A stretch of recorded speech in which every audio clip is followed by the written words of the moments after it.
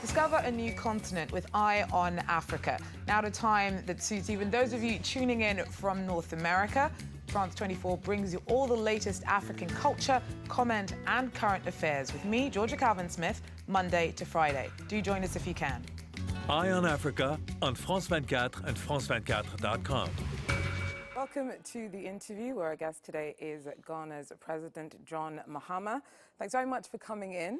You're dealing with some very testy water at the moment. We saw the doctor strike in August. Currently, midwives and nurses are on strike. So it's not currently working in terms of making sure that these essential critical sectors, those people who work in these sectors, are actually getting paid and getting the conditions that they feel they need to actually operate. Some pretty catchy stuff there. So as we said, it's called African Police, and it's actually a song of support for African police. Why did you think that was needed? Sia Tolno there speaking to me a little earlier on. Well, stay with us, a short break, and we'll be back at the top of the hour with more updates from Brazil, where you can see now thousands of keen fans have gathered for the opening night of the World Cup tournament. Stay with us. Well, we're turning now to one of our top stories. On the eve of key polls in Central African Republic, we're joined now by the UN's special representative for the country on preparations there. Thanks very much for joining us. Now, there was a lot of international pressure on Central African Republic to hold these legislative and parliamentary and presidential elections. Bearing in mind the logistical problems seen so far, security problems until recently, declarations of an autonomous state by a rebel leader, would it not have been better for the country to take some more time before holding these polls? Do you feel that the outcome will genuinely make any difference in terms of the global awareness of the problems associated with sexual abuse during conflicts? The UN's human rights chiefs called for a robust response, warning that the time for fiddling around the edges in Burundi is over. Is sending in a team of investigators a firm enough response in the face of the current crisis?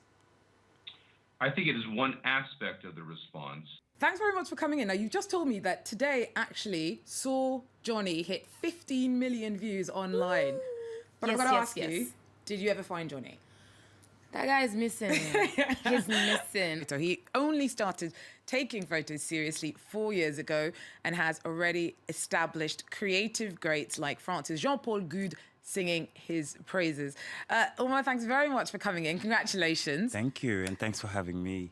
No, well, we could not. It's been quite a crazy week for you, hasn't it? Yes, it has. I mean, a lot of emotions, a lot of work, and a lot of feedback. It's happening. Is that, in fact, the case? Is Africa all pulling together in the same direction? When you consider you have, Nigeria with a GDP of tens of billions of dollars on one hand, you have Mauritania or Madagascar on the other end. Can you really say that the concerns of one are the concerns of the other, and that the way they're working together, energy cooperation, is actually coherent? Let me give you an example. Welcome to the interview. Today I'll be talking about Africa and its economies. And for that, I'm joined by the World Bank's Vice President for Africa, Mactar Diop. Thanks for coming in to see us. For more on this, I'm joined now by Dr. Matshidiso Moeti, the WHO's Regional Director for Africa. Thanks very much for coming in to speak to us, Doctor. Let's first start with that case of polio in Mali. The strain was also found in Guinea at the end of last year. If it is caused by the vaccine, why is the vaccine being used? Beautiful words from Madam Zuma about the reality of a continent that's sometimes being held beholden to a maybe rather outdated narrative.